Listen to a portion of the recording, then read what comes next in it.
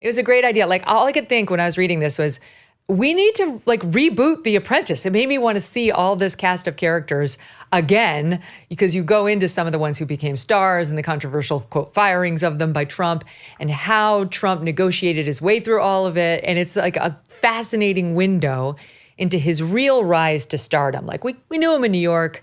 Generally in America, people had an idea he was like this playboy real estate mogul.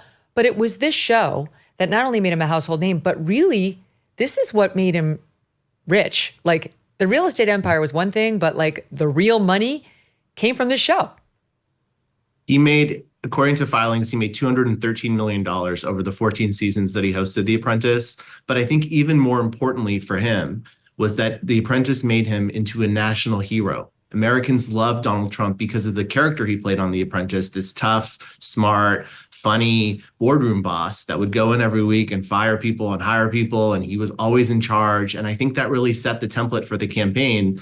And that's what Eric Trump says. That's what Donald Trump says. I spent a lot of time interviewing Donald Trump for this book because I really wanted to talk to him about his memories of the show, what the show meant to him, and it still means a great deal to him. The reason he gave me so much time, we talked starting in 2021 through 2023 through the winter.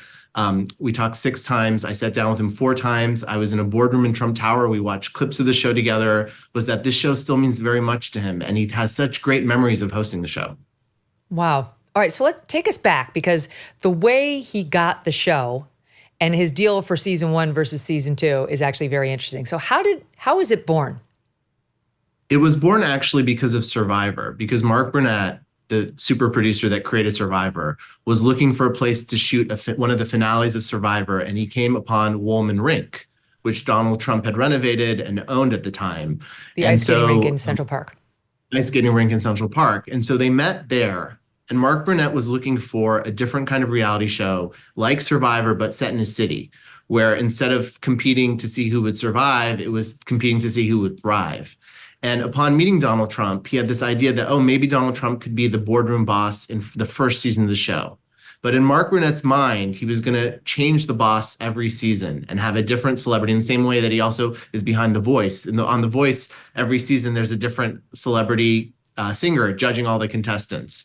And so in his mind, he thought, okay, we'll do this with Donald Trump for a year.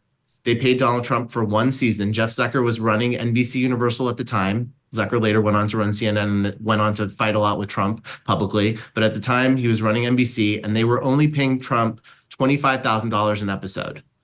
Wow. And by the way, you point out in the book that before this offer, Trump had received a number of offers to do reality television, but he was not interested. They were too small ball.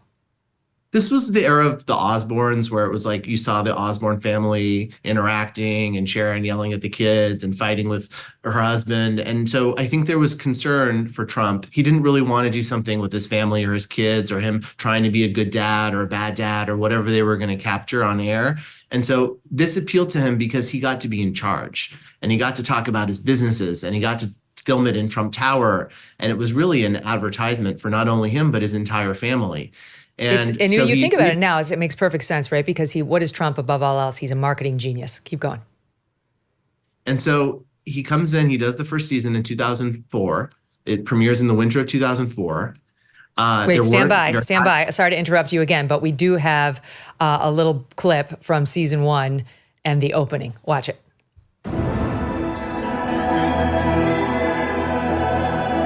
New York, my city, where the wheels of the global economy never stop turning.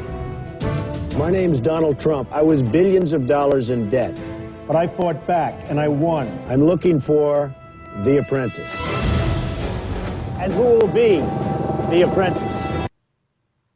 Wow, that's 2004. So different from where it would ultimately wind up, right? With the money, money, money, money, money. Very, very different. Well, the theme song comes after that, but that is the intro to the very first episode. And that's how Americans got to know him. And he seems powerful. He seems cool. He seems smart. He seems very likable. And Donald Trump and I actually watched that opening together, and we watched the theme song together. He hadn't seen it in years, and it brought so much joy to him. He smiled. He was very happy, reminiscing about how popular he was. But it became very quickly one of the biggest shows on TV. Not as big as maybe sometimes he says in terms of his ratings, because he sometimes inflated the ratings. But it was a huge show. The season finale for the first season was the biggest show in America that week. And Donald Trump became a megastar. Yes. Okay. So did this show take off immediately? Was an instant hit? It was actually an instant hit. The first episode did very well. And the second episode did very well. And then NBC made the mistake of programming it against American Idol in the first season, and it stopped doing well. Donald Trump was very upset about that. And then they quickly fixed it and moved it back to Thursday night. But back then on NBC, being on Thursday night, that was for Friends, that was for Will and Grace, that was for the best programs. And they didn't think reality rose to that occasion. And one of the things that Jeff Zucker did at the time, he thought, no, this makes sense on Thursday nights. The richest, most expensive advertisers are going to back the show because it's about business and it's going to attract a smart audience. And it did. Mm-hmm. Okay. So now we get to season 2, and it's a whole new ball game because Trump intentionally did not do a long-term deal, and NBC didn't want a long-term deal. Oh, and before I get to that, you just spend a minute on how Trump overruled his agent, Jim Griffin, who I used to know a little, who did not want him to have anything to do with this. Yeah, so he got his agent through Regis Philbin. Trump was very much a New York figure, loved hanging out with a lot of celebrities, was very liked by a lot of celebrities at the time. And so he got his agent, Jim, at William Morris. And Jim said, you absolutely shouldn't do this, Donald. This is going to be terrible for your career. They're going to make fun of you. It's not going to be successful. The tabloids are going to make fun of you even more. And Donald Trump actually, there was a moment where he wasn't quite sure. And then he decided to move forward because he had given Mark Burnett a handshake and decided to move forward. And there really wasn't an understanding when he signed on for what the show actually was going to be. Mark Burnett kind of pitched it. There was a soft pitch. He brought in George and Carolyn, 2 of his advisors from the Trump organization, but no one really had a real understanding of how because the contestants were separated into men and women, and they would run around New York City doing all these tasks. And Trump would appear at the beginning of the episode and at the end of the episode, but they couldn't really visualize what this was going to be until that first season aired, and then they realized this was ratings gold. And then we get to season 2 because NBC doesn't have a contract with Trump. And also I should spend 1 minute on "you're fired," because you write about how that famous phrase "you're fired" came into being.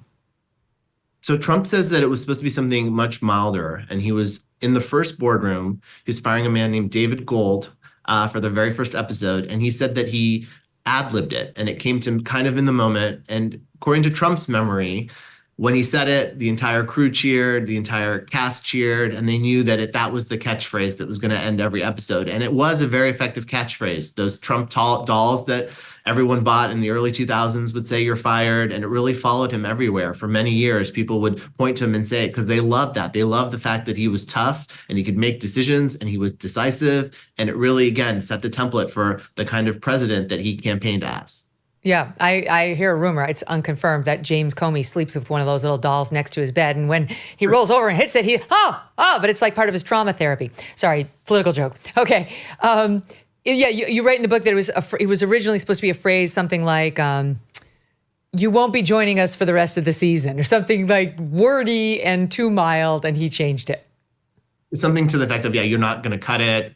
Something very, very weak. And he changed it to something that was stronger and much catchier. I want to tell you a story about a guy named Leo Grillo. Leo was on a road trip and came across a suffering Doberman. This dog was severely underweight and clearly in trouble. Leo did not ignore the dog. Instead, he rescued him and named him Delta.